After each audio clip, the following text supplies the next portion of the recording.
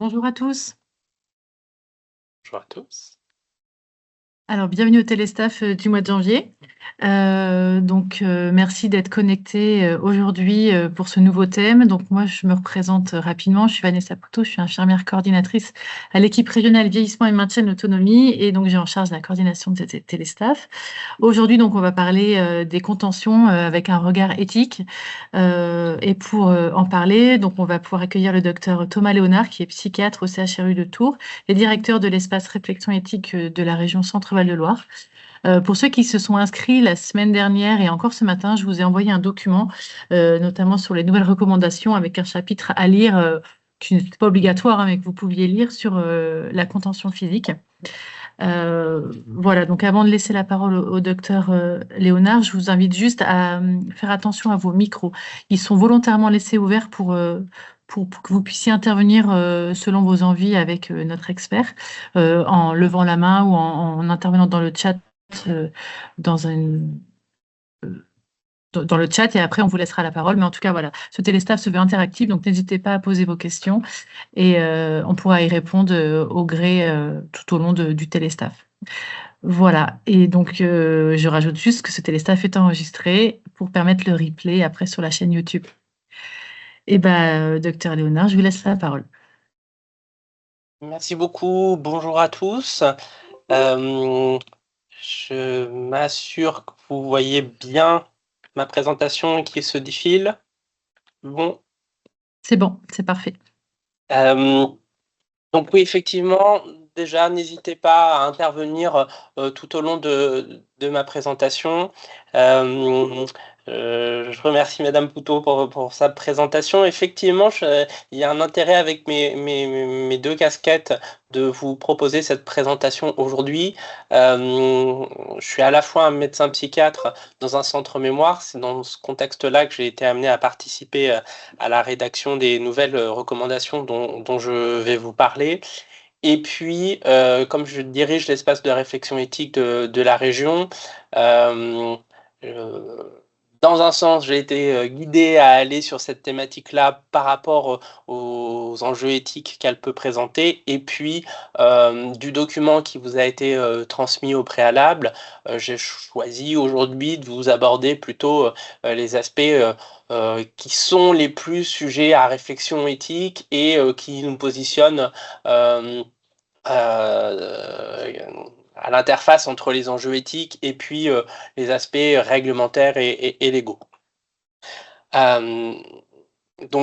Effectivement, le document qu'on vous a transmis, ce sont les nouvelles recommandations pour la prise en soin des symptômes psychologiques et comportementaux dans le cas des maladies neurocognitives qui ont été rédigées de façon conjointe par la Société française de gériatrie et de gérontologie, la Fédération des centres mémoire et puis la Société francophone de psychogériatrie et psychiatrie de la personne âgée. Le chapitre qui nous est dédié, alors au début il avait un titre qui ne nous convenait pas tout à fait, et il s'appelait éthique, comme si la contention était résumée à la question de l'éthique et de l'éthique à la contention, ce qui était un petit peu gênant. Mais voilà, on s'inscrit dans un cadre de recommandations qui portent beaucoup sur les approches médicamenteuses, également en leur ensemble sur les approches non médicamenteuses, et il y avait à se poser la question de quelle était la place ou pas de la contention dans ce type d'enjeu. C'est dans ce contexte-là que s'inscrit ces nouvelles recommandations, même si vous verrez que finalement on en est venu à réfléchir de manière très générale à toutes les situations où on peut éventuellement avoir à l'idée le recours à une contention physique en milieu gérontologique.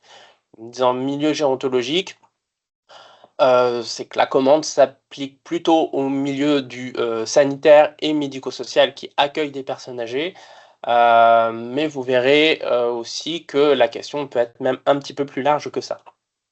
Donc cette recommandation, elle a été menée par un groupe de travail composé de gériatres, de neurologues et de psychiatres venant de divers endroits en France et de divers lieux d'exercice, depuis l'ambulatoire jusqu'à l'UHR, l'UCC. Et puis, voilà, je vous le dis ici. Et puis, dans la mesure où cette recommandation, elle était un peu particulière, il ne s'agissait pas juste de faire une revue de la littérature, on en est aussi venu à mener des auditions avant de rédiger cette recommandation, et donc ils nous ont amené à interroger un sociologue, un directeur d'EHPAD, un juriste, un philosophe et un représentant d'usagers. Je reviendrai notamment sur l'apport qu'a pu nous faire le philosophe. Je ne vais pas reprendre l'entièreté de la recommandation qu'on vous a par ailleurs transmise. Vous verrez dans la recommandation, les choses dont je ne vais pas traiter, c'est les aspects les plus pratico-pratiques. Dans quelles circonstances on peut envisager la contention, quelles peuvent en être les conséquences négatives, les alternatives envisagées, les modalités de matériel, les modalités de surveillance, comment ça peut prendre la forme un peu algorithmique pour en venir à juger de la pertinence ou pas de recours à la contention. Donc tout ça, c'est dans le document qui vous a été transmis. Je vais plus me centrer sur les éléments plus généraux du cadre éthique et juridique du recours à la contention. D'abord, quelques éléments de définition. Ça n'a pas été une chose simple parce que la contention, finalement, c'est quelque chose d'assez polysémique. Ça part finalement au début d'une toute situation où on immobilise une partie du corps. La contention, ce qui peut toujours être le cas, la contention, un plâtre est une contention. Et ça peut s'élargir à toutes les mesures qui en viennent à être une restriction de liberté d'aller et venir. Et là aussi, on n'est pas forcément que sur la contention par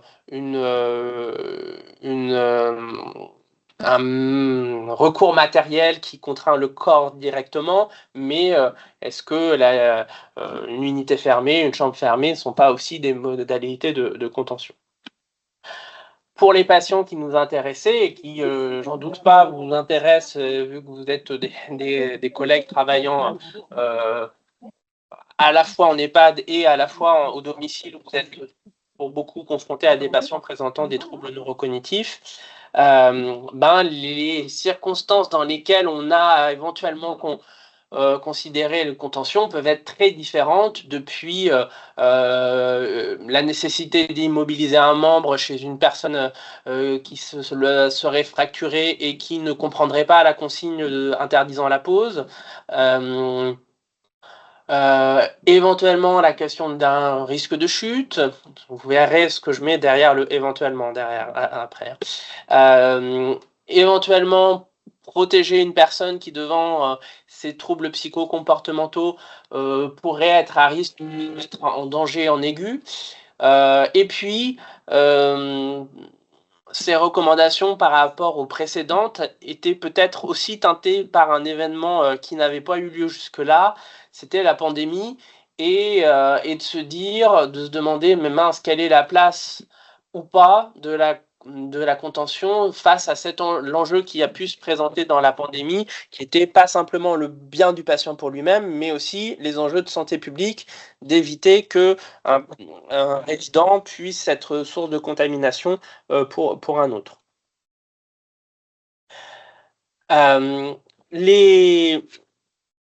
Après cet aspect de définition, des éléments sur le cadre législatif, ce qu'il nous dit et ce qu'il ne nous dit pas. Ce que nous dit clairement la loi, et peut-être vous avez déjà eu l'occasion de m'entendre parler sur ce sujet-là, c'est que la liberté d'aller et venir est un droit constitutionnel. Et donc le cadre législatif en tant que tel ne prévoit aucune limitation, aucune entorse à ce droit constitutionnel. Contrairement, sauf les exceptions claires de la psychiatrie et de l'univers carcéral. En dehors de ça, nulle part, vous allez avoir clairement dédicté que vous avez le droit de limiter la liberté d'aller et venir ou de mettre débuter la contention de quelqu'un. Par contre, la loi et le niveau de recommandation dit néanmoins qu'il faut trouver une manière de trouver un juste équilibre entre la liberté, qui est un droit constitutionnel et sur laquelle il ne faut jamais renier, et la protection des personnes, qui est aussi un enjeu sur lequel il faut toujours viser et ne pas renier. Donc, tout au plus la loi dit ça, sans que néanmoins la loi en vienne à préciser les modalités de quelle balance on fait entre la protection et la liberté des personnes et dans quelle mesure on pourrait en venir à recourir aux contentions. La loi ne le formule pas. D'emblée, je vous dis à quel point ça a pu être du coup difficile, alors que nous ne sommes ni députés ni sénateurs, d'en venir à oser recommander des choses qui, en théorie, ne sont pas légalement affirmées. Le fait qu'il n'y ait pas de cadre légal, c'est ça aussi qui influence le fait qu'on a très peu de données recensées, de données statistiques sur le recours qu'il y a à la contention en milieu gérontologique. C'est aussi ça qui fait que cette pratique de la contention dans ce domaine ne fait pas l'objet de l'intervention du contrôleur général des lieux de privation de liberté, car au regard de la loi, c'est comme si ça n'existait pas. Alors, la loi dit une chose bien tranchée, mais on voit bien comment, en pratique, la pratique peut être différente.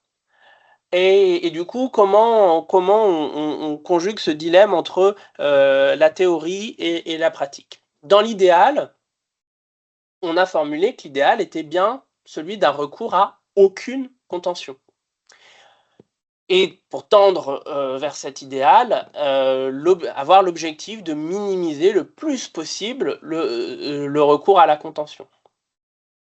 Néanmoins, est-ce qu'il fallait juste faire une recommandation en disant « on vous recommande de ne jamais avoir recours à la contention », on trouvait que c'était sans doute pas opportun de faire comme ça parce que ce serait nier dans la pratique le fait qu'il y ait des situations où il y a recours à la contention et donc dire que ça n'existe pas aurait été à risque d'une indifférence qui fait que on ne développe pas des compétences sur comment le faire au moins pire, au mieux.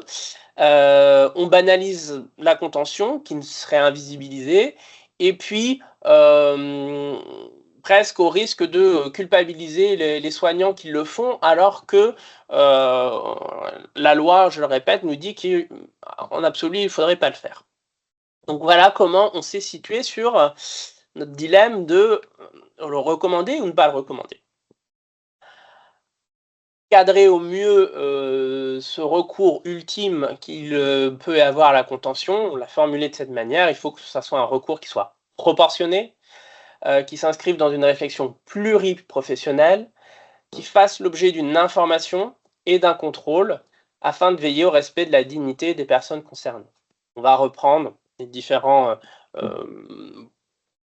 termes regroupés dans cette phrase. On sait qu'à travers cette recommandation, on a plusieurs publics qui nous lisent. Et du coup, on tenait à préciser un peu quand il y a une contention de mise en œuvre, qui est responsable de quoi. Déjà, c'est une prescription médicale, donc ça engage la responsabilité du médecin. On a tenu à rappeler, tel que ça a déjà été rappelé dans le champ de la psychiatrie, et c'est sans doute en psychiatrie, je pense que ça faisait d'autant plus de sens que c'était nécessaire de préciser que si c'est une prescription médicale, c'est-à-dire une décision prise par le médecin et qui est notifiée dans les prescriptions médicales, c'est pas néanmoins un soin, dans le sens où le fait d'être contenu n'est pas l'objet thérapeutique. C'est pas ça qui fait que quelqu'un va se sentir mieux que d'être contenu ou de voir priver sa liberté. Je pense qu'en gériatrie, en gérontologie, ça vous vient pas cette idée de façon si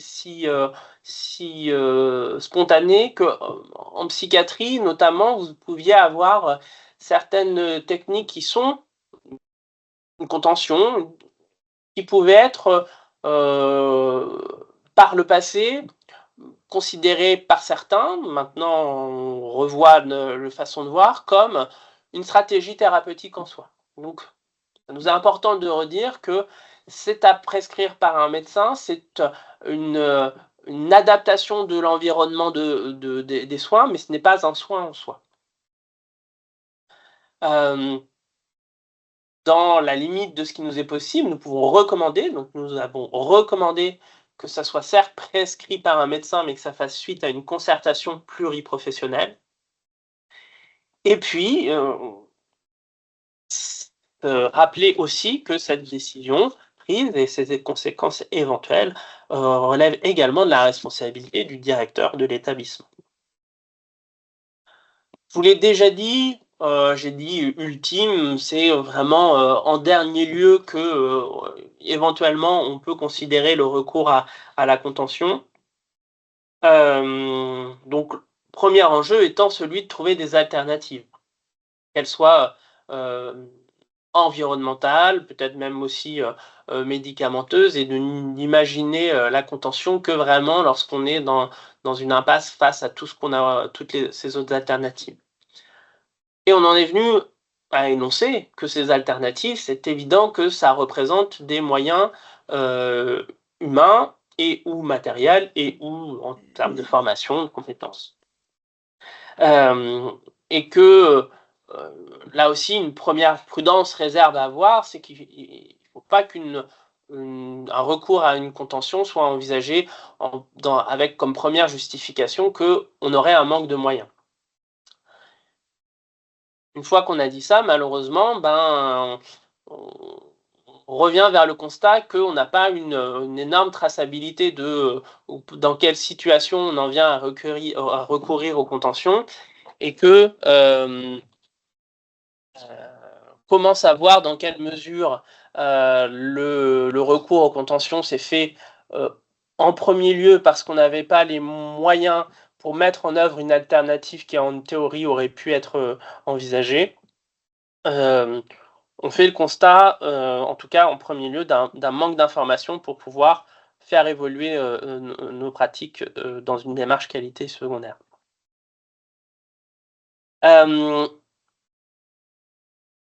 Autre point sur lequel on a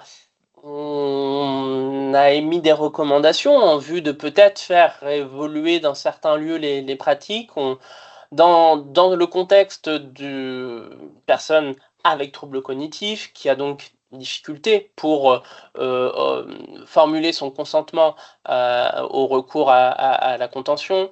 Je pense que si c'est vraiment un recours ultime, on est vraiment dans quasiment tous les cas dans des situations où, même si on peut rechercher le consentement, il est peu probable qu'on puisse l'obtenir. On se trouve donc dans une situation où le patient résident, il est mis dans une situation d'asymétrie très intense qui accentue sa vulnérabilité. Et du coup, on voyait l'enjeu que la décision prise de recourir à la contention a sans doute besoin d'un contrôle, et d'un contrôle par un tiers, alors extérieur, plus ou moins extérieur.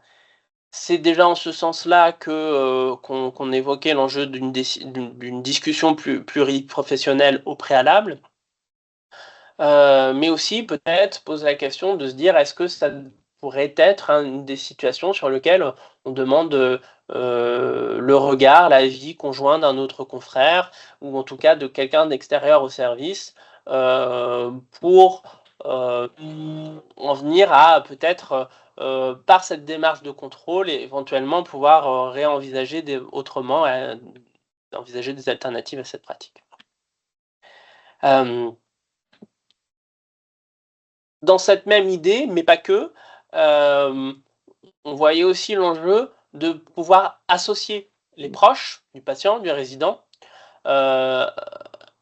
à la fois pour les informer, mais aussi parce que ils peuvent être des sources riches d'idées dans la mise en œuvre d'alternatives, voire même dans la contribution à la mise en œuvre de ces alternatives.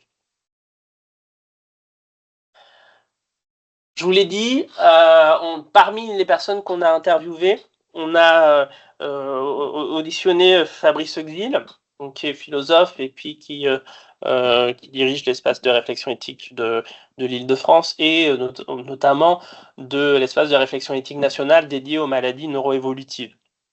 Et qui a mené quasiment tous ses travaux dans le champ de l'éthique et de la maladie d'Alzheimer.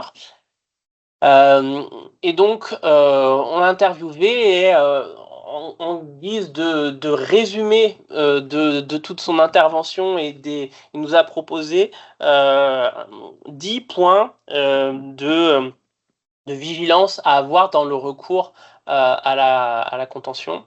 Donc, comme nous, il nous a formulé, cette pratique ne doit relever que de l'exception. Mais en considérant cette exception, il est important de veiller à ce qu'elle soit toujours strictement nécessaire. Et donc, c'est un du subsidiaire, c'est-à-dire qu'on vise à renforcer les autres alternatives en première intention. Proportionné en fonction du risque évalué, individualisé, la plus brève possible, expliquer aux personnes concernées et à leur entourage, avec la recherche systématique de leur consentement ou assentiment. Recherche ne veut pas forcément dire qu'il est possible de l'obtenir, mais en tout cas de viser à l'obtenir. Et avec donc une réévaluation régulière, notamment devant les complications physiques et psychiques qu'elles peuvent engendrer. Sur cet enjeu du régulier, on a longtemps discuté au sein du groupe de travail. Il nous est paru très difficile de pouvoir y fixer une limite de temps donné, parce que ça s'inscrit dans des contextes cliniques qui peuvent être très différents entre un risque de chute ou une agitation à un moment donné. Vous voyez bien que de dire qu'il faut réévaluer toutes les heures ou tous les 3 jours n'a pas forcément paraît inapproprié si on ne considère pas la situation, le motif initial. Il y a l'enjeu, je l'ai décrit, que ça s'inscrive dans une démarche de contrôle et que ça soit mis en œuvre avec humanité. Liberté vise ça, bien sûr, mais dans le but de respecter notamment l'intimité de la personne et la dignité de la personne. Peut-être pas une porte entrouverte sur quelqu'un qui est contentionné, qui laisserait visible au regard d'un passant, par exemple, vous voyez, pour rajouter un angle sur notamment la question de l'intimité et de la dignité. Alors, les perspectives qu'on a formulées dans ces recommandations, et notamment parce que on a bien perçu entre ce qui est fait, ce qu'on sait être fait, ce qu'on ne sait pas forcément être fait dans chacun des lieux et ce à quoi on aspirerait, on voit qu'il peut y avoir un delta. Donc, comme on l'a dit, on appelait à ce que, hormis les situations d'urgence vitale, en lien avec la mise en œuvre de la contention, il faille le plus systématiquement possible qu'on s'inscrive dans une démarche pluridisciplinaire avec l'ensemble de l'équipe autour du médecin pour en venir à discuter de si c'est opportun ou pas de prescrire. Et associé à ça, l'enjeu qu'il y ait la plus grande diversité de professionnels qui y contribuent et de professionnels qui soient formés à cet enjeu-là spécifique. J'en viens et on va prendre le temps de lire ce pavé-là. Dans le champ de la loi et puis surtout des recommandations préexistantes, celle qui était vraiment déjà bien faite, c'était, en introduction, je vous l'ai cité déjà, c'était la conférence de consensus de 2004, qui est portée sur la liberté d'aller et venir dans les établissements sanitaires médico-sociaux. Et bien déjà en 2004, les perspectives questionnées étaient déjà les mêmes que celles qu'on a rediscutées actuellement. C'est-à-dire que se poser la question de est-ce qu'il fallait ou pas des moyens législatifs dédiés sur cette question. À l'époque, c'était pas tranché. Pour certains membres du jury, il y avait la nécessité d'une nouvelle législation qui aurait été protectrice des personnes les plus vulnérables. Ça, c'était le point de vue de certains, ceux qui étaient pour, tandis que les autres estimaient au contraire qu'une telle loi constituerait une législation d'exception, donc qui était plutôt contre, et avec l'idée, si on commence à faire l'exception, et donc est-ce qu'il y a un risque que ça soit incitatoire à recourir de plus en plus à cette exception, et finalement, en restant sur la règle générale de dire qu'on n'a pas le droit de contentionner, est-ce que ça permet de réduire, limiter le phénomène? Ça se discute, comme vous le voyez, et ça continue de se discuter. Donc, en 2004, ça avait amené qu'une majorité des membres du jury estimaient qu'il serait plus efficace pour le moment présent, à l'époque, il y a 21 ans, de faire évoluer d'abord les pratiques de respect de la volonté des personnes, même en difficulté de s'exprimer, par des mesures directement sur ces pratiques elles-mêmes, à condition qu'elles soient contrôlées et évaluées comme le prévoit la loi Kouchner, rénovant l'action sociale et médico-sociale. Pardon, pas Kouchner, celle du 2 janvier 2002. Sous condition, comme je le redis, à condition qu'elle soit contrôlée et évaluée, et comme on le souligne, ça semble pas énormément fait en pratique. Donc ce dilemme et cette nécessité d'une réflexion approfondie nous apparaissent toujours actuels, sans doute même encore un peu plus acutisés avec l'expérience de la pandémie. Et donc, à nouveau, ça ne nous appartient pas de dire ce qu'il faudrait que la loi mette en mots, mais par contre, ce qui nous appartenait, c'était de dire qu'au moins, la démarche de contrôle de l'usage de la contention, telle qu'appelée lors de précédentes conférences de consensus, eh bien, nous semble important que ça soit davantage mis en œuvre pour éventuellement éviter qu'un changement de la loi soit nécessaire et éventuellement, s'il fallait revenir jusque-là, laisser la main à nos législateurs. Donc, et à travers, dans cette démarche de contrôle, rappeler qu'il serait au moins important d'avoir un recueil des données quantitatifs, qualitatifs sur ce phénomène de recours à la contention pour avoir une idée précise de dans quel caractère d'exception ça en vient à être utilisé. Pour finir, je pense presque, une remarque qu'on a également formulée dans cette recommandation sur les limites de notre périmètre. Comme je vous l'ai dit, on nous a passé commande pour une recommandation pour le milieu institutionnel gérontologique, donc tant le sanitaire que le médico-social. Mais on identifiait bien, voire même plus en quelque sorte, que cette question se posait aussi au domicile, tant de familles et de professionnels de l'ambulatoire, avec ce même hiatus de la loi ne l'autorise pas, mais en pratique, lorsque ça existe, qu'est-ce qu'on fait? Et sans doute avec des sources de dilemmes plus grands pour les professionnels parce que ils sont pas dans leur institution, ils sont pas dans leur territoire, et donc c'est pas eux qui sont la plupart du temps à l'initiative ni à adhérer à la contention mise en œuvre. Et du coup, quelle est la place de chacun face à cette responsabilité entre les professionnels et les aidants de ce recours à la contention? Cet enjeu ne fait que renforcer tout ce à quoi on a précédemment dans notre recommandation. Voilà le retour que je voulais vous en faire. Peut-être on peut, pour finir, j'ai maintenant une situation clinique qui peut nous permettre d'illustrer cliniquement et puis nous amener à réfléchir.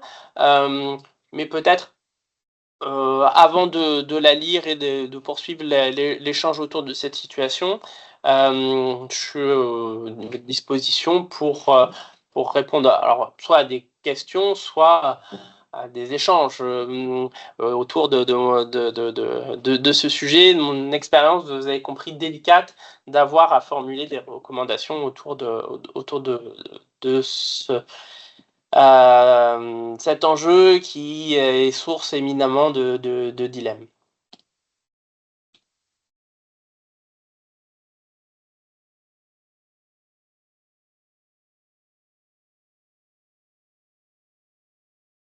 Allez, je vous remets, si par exemple, je repasse sur... Hop.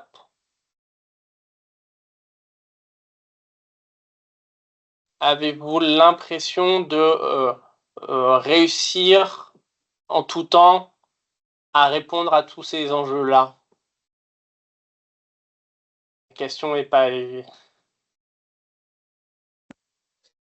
Bonjour.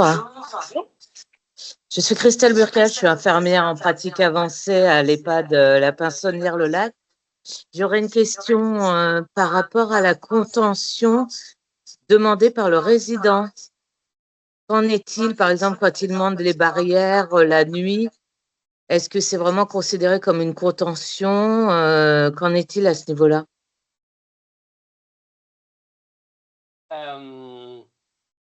Alors, c'est intéressant. Et oui, c'est à... ça va intéresser pour le coup tout à fait la partie plus pratico-pratique.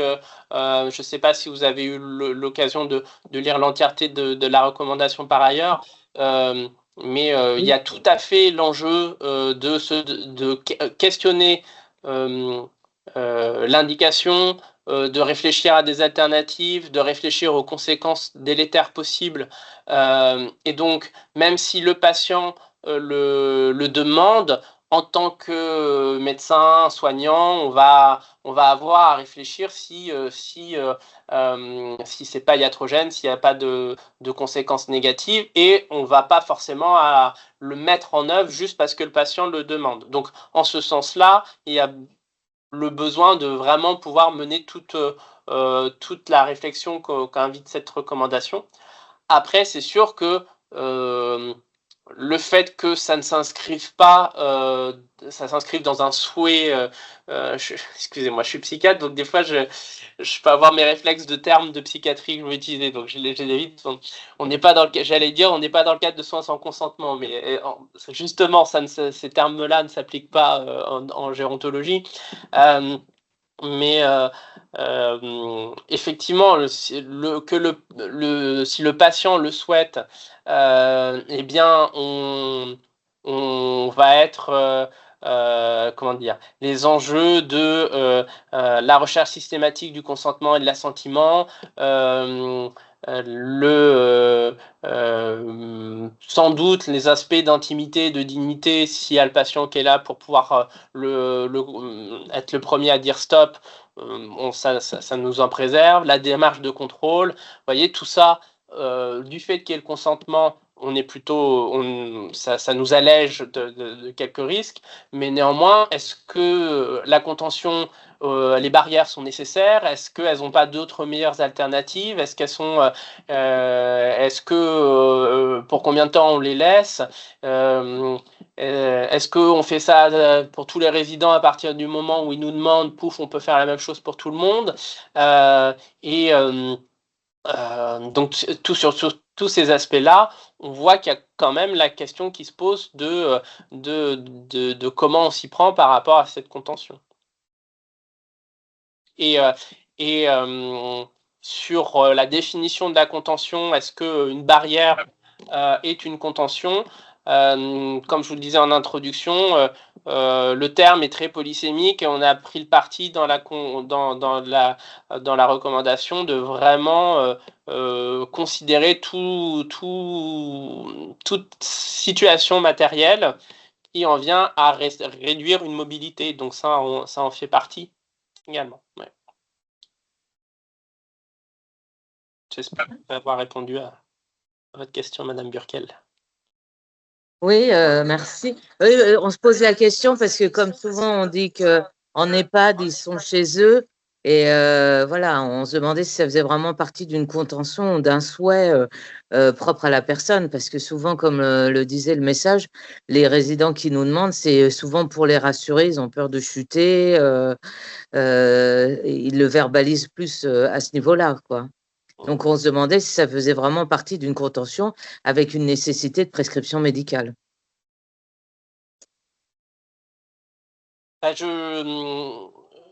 Dans la même mesure, en tout cas, le fait que le patient le veuille ne vous écarte pas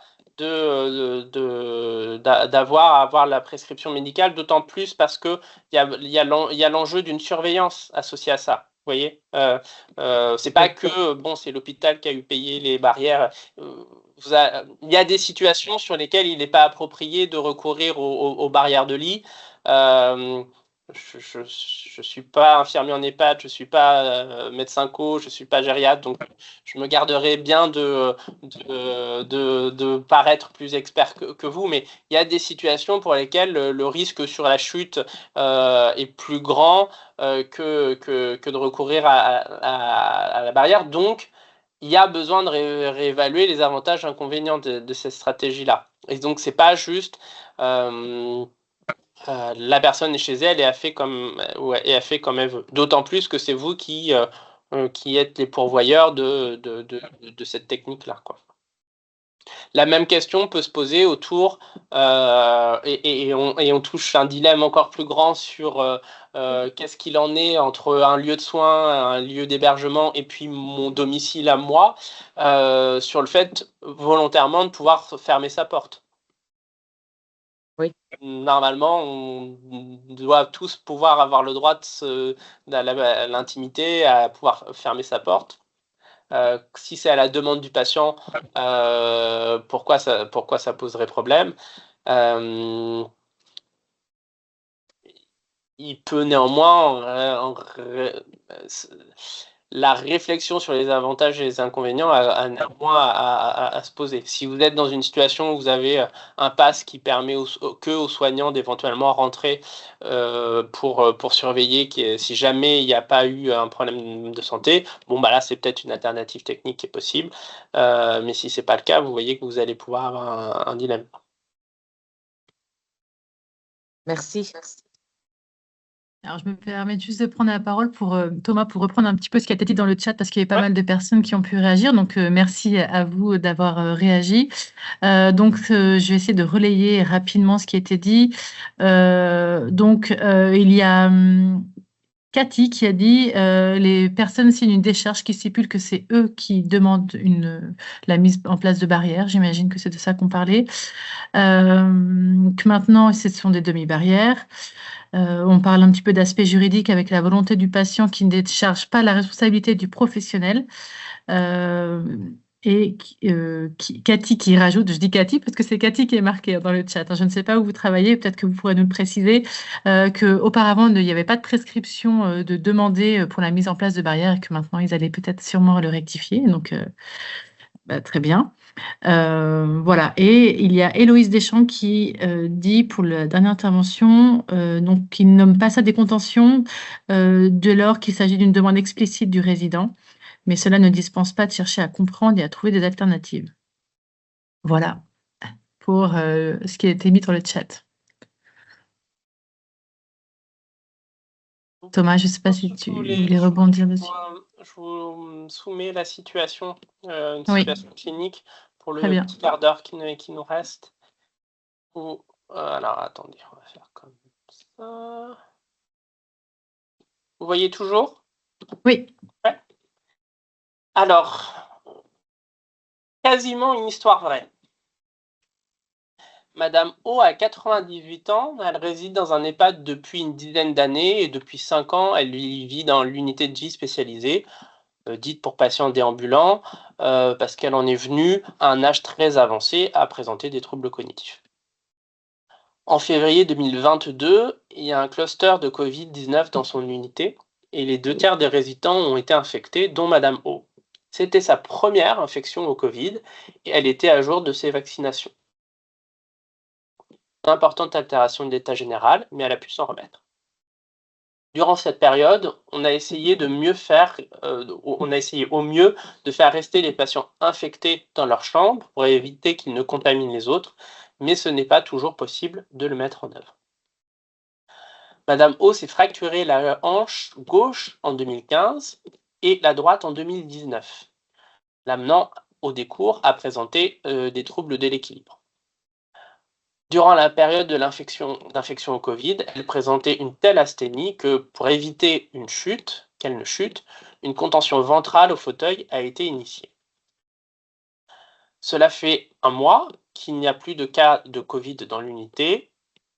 La contention ventrale de Madame O est toujours prescrite. Les points de vue différents professionnels. La psychologue aborde ce sujet lors des transmissions. Elle s'inquiète des conséquences chez Madame O de la frustration de ne pas pouvoir se lever.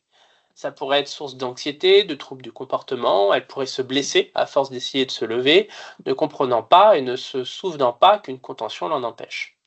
Pour la psychologue, ce n'est pas une vie, ni une fin de vie digne que d'être attachée, rappelant à l'équipe les objectifs d'accompagnement précédemment notés dans son projet d'accueil personnalisé. Les soignants, dans leur ensemble, ont été rassurés de l'instauration de la contention. Alors, verbatim, elle ne tenait vraiment plus debout. Qu'est-ce qu'on aurait fait si elle s'était fracturé la hanche avec le Covid? Et ainsi, ça leur paraît difficile de retirer la contention à présent. Elle a encore plus perdu en force en ne marchant pas pendant son Covid. Ils n'ont pas l'impression que la patiente soit en souffrance. Certes, elle tire toujours sur sa contention, mais on dirait que c'est par curiosité, puis elle oublie. Fermez les guillemets. La cadre, elle, a rencontré la famille. Ses enfants rappellent qu'ils ont choisi de placer, selon leurs termes, leur mère pour sa sécurité. Ils expriment déjà leur mécontentement du fait qu'elle ait pu attraper le Covid dans l'établissement. Pour eux, il est inenvisageable de prendre le moindre risque d'une nouvelle chute. Si cela se reproduisait, ils disent qu'ils porteraient plainte. La cadre, elle, se demande, dans la mesure où la patiente n'est plus déambulante, si sa place ne serait pas plutôt dans l'autre unité, dite conventionnelle. Et puis enfin, le médecin coordonnateur est gêné d'avoir à represcrire cette contention, comprenant qu'il engage sa responsabilité. Et puis dans sa formation de médecin coordonnateur, il a bien appris que l'exercice des droits et des libertés individuelles est garanti à toute personne prise en charge dans un établissement sanitaire médico-social, et que les recommandations de bonne pratique de l'ANES me demandent de privilégier une présence humaine développée sans contrainte. Qu'est-ce qu'on fait face à ce genre de situation? Je vous laisse en fond d'écran éventuellement, ça c'est notre jeu de cartes de l'espace éthique pour aider à identifier quels sont les enjeux, les valeurs qui peuvent rentrer en dilemme. On n'a qu'un quart d'heure pour évoquer ça, donc on va pas forcément pouvoir prendre la discussion dans tout son ensemble, mais peut-être vous faire réagir sur est-ce que ce genre de situation, est-ce que c'est des situations que vous ne rencontrerez jamais dans votre EHPAD ou que vous rencontrez dans votre EHPAD, et comment vous réagiriez face à une telle situation qui n'a pas de réponse simple et qui pouvant faire consensus.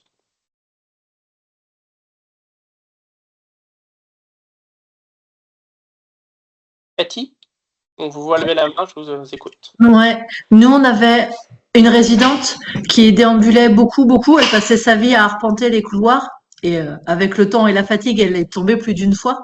Donc elle a eu une contention au fauteuil, c'est vrai. mais qui la rendait pas très heureuse.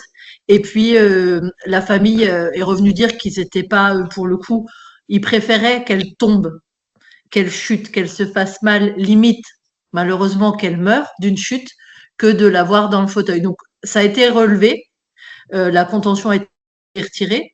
Elle a encore chuté de nombreuses fois. Aujourd'hui, elle est plus du tout en état de marcher, donc elle n'a pas de contention, mais elle n'a plus l'énergie pour le faire. Mais du coup, on a levé la contention et elle est tombée, ça c'est sûr, sans se faire mal, parce qu'elle s'est finalement elle s'est bien tombée. Mais c'est difficile vis-à-vis aussi des. Enfin, c'est tout ce qu'on dit. Il y a les familles qui voudraient pour pas la chute. Il y a les soignants qui trouvent que c'est rassurant parce que la peur que quelqu'un chute et se fasse vraiment mal. Donc c'est pas simple à faire et à délibérer quoi. Voilà. C'est c'est des cas vraiment de discussion à avoir régulièrement pour que les équipes entières, enfin voilà, et les familles après, mais le choix de, ben oui, les gens ils peuvent faire ce qu'ils veulent et puis oui, ils peuvent tomber et oui, il peut y avoir des risques derrière, mais qu'est-ce qu'on fait quoi. Vous témoignez bien à travers votre remarque de l'enjeu sur lequel on a appuyé, d'avoir une démarche de contrôle extérieur, mais tant par des professionnels que par les proches, et la nécessité de les informer, de leur expliquer les enjeux. Qu'est-ce qu'il faut plus privilégier dans cette situation? La liberté d'aller et venir de la dame ou de la protection? Il n'y a personne qui a vrai ou qui a faux selon la réponse qui est donnée. Mais c'est vrai que c'est important de pouvoir partager ce dilemme avec la famille et que la décision qui soit prise puisse tendre vers un peu un consensus devant la moins mauvaise des décisions prises. Je vous ai dit que ma narration, elle était presque vraie, enfin presque authentique. J'ai grossi le trait sur la famille, en fait. La famille, telle que je l'ai narrée, en vrai, dans la vraie vie, la famille était finalement plus ouverte à une discussion pour les informer, leur expliquer, dans une volonté de protéger la dame au début, et puis finalement comprendre que la protéger peut en venir à lui nuire. Et du coup, ils avaient fini par, un peu plus comme vous décrivez, accepter qu'on puisse lever la contention. Et puis bah, malheureusement, on était vraiment sur quelqu'un à 98 ans qui avait déjà été beaucoup altéré sur le plan de la motricité du fait du Covid et aussi la période sous contention. Et donc, les chutes continuant de se reproduire, eh ben, on avait fait aussi un rebours à retourner vers le recours à la contention avec une réévaluation de la balance bénéfice-risque. Mais on voit comment le fait d'inclure la famille a pu faire cheminer les choses.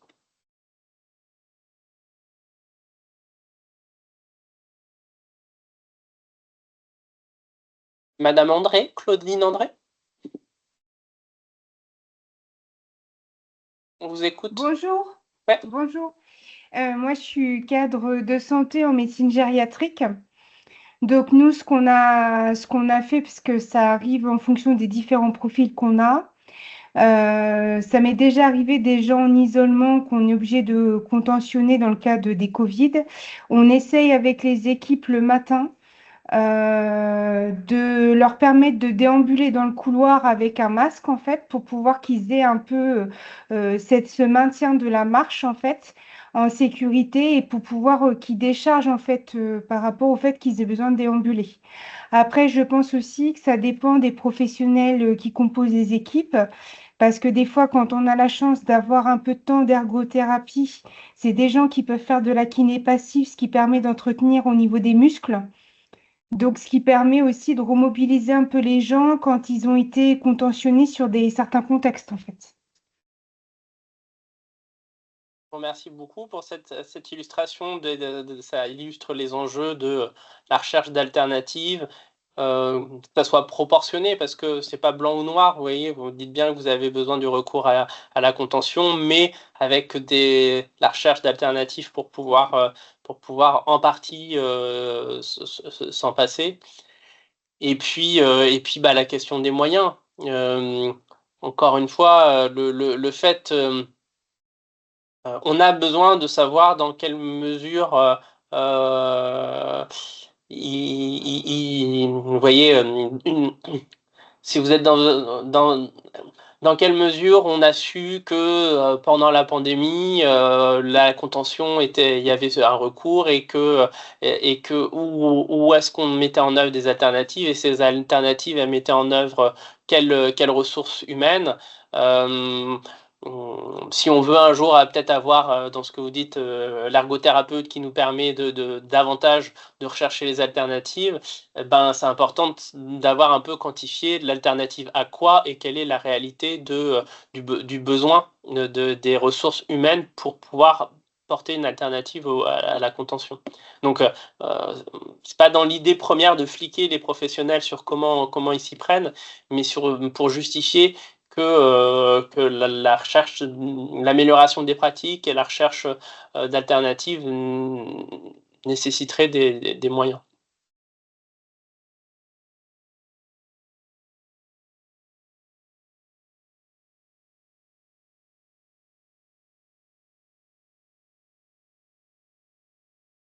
Peut-être c'est le moment, je crois, Madame Poutot, que vous vouliez évoquer une initiative qui allait avoir dans une autre région qui se donne justement l'objectif de viser le zéro contention. Et je pense que mené par le CREAI, Oui. je pense que c'est ces réflexions-là sur les pratiques aussi qui sont à mener. Oui, je suis en train de rechercher le document dans mes dossiers pour le partager. Mince. Vous me l'avez dit, mais je crois que ça s'affiche pas. Mince. Je vous laisse nous le redire, la date que vous vouliez nous communiquer. Oui. Madame Brice, Séverine, on vous écoute.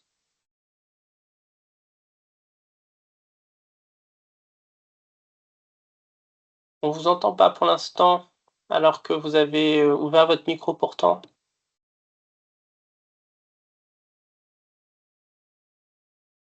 Alors, bah, du coup, j'en profite parce que j'ai retrouvé l'information. C'est l'objectif zéro contention qui aura lieu le 11 mars.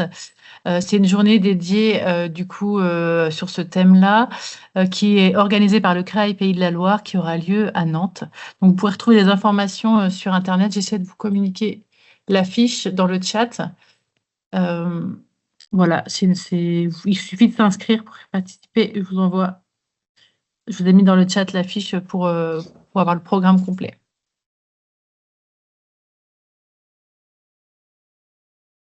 Madame Brice, on vous entend toujours pas, ni, je sais pas, éventuellement vous saisir du chat pour nous écrire ce qu'il en est.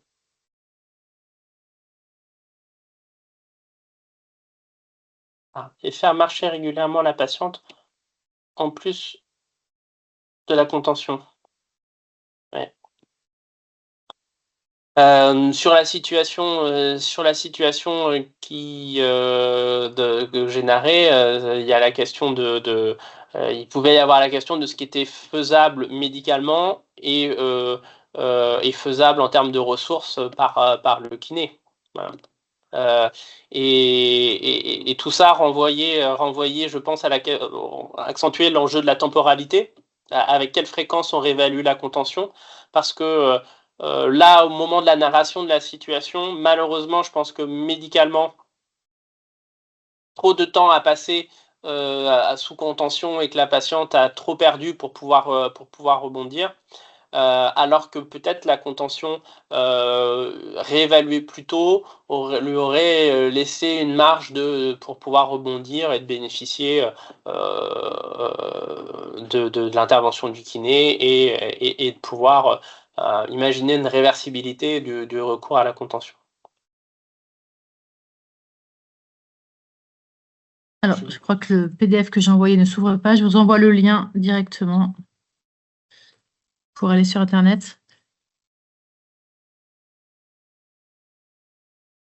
Alors effectivement, oui, vous aurez le support qui vous sera envoyé et le replay sera disponible sur la chaîne YouTube également.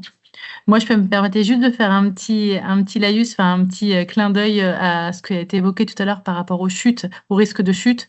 Je vais vous mettre dans le chat le lien pour aller directement sur le site internet du plan national anti-chute qui est géré par Lise Pocro, qui est ma collègue à l'ERVMA, qui gère le plan anti-chute avec la déclinaison des sous-groupes de travail qui ont déjà été réalisés pour mettre en place des actions dans les EHPAD pour limiter le nombre de chutes.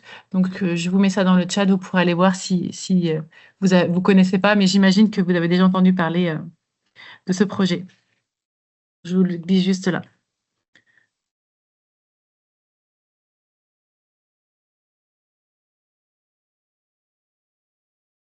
Bon, eh bien, si on n'a pas d'autres questions, on a respecté le timing. Tout à fait. Eh ben, je vous remercie beaucoup, docteur Léonard, pour votre intervention. J'espère que vous avez tout le monde a pu obtenir toutes les informations que vous étiez venu chercher dans le téléstaff.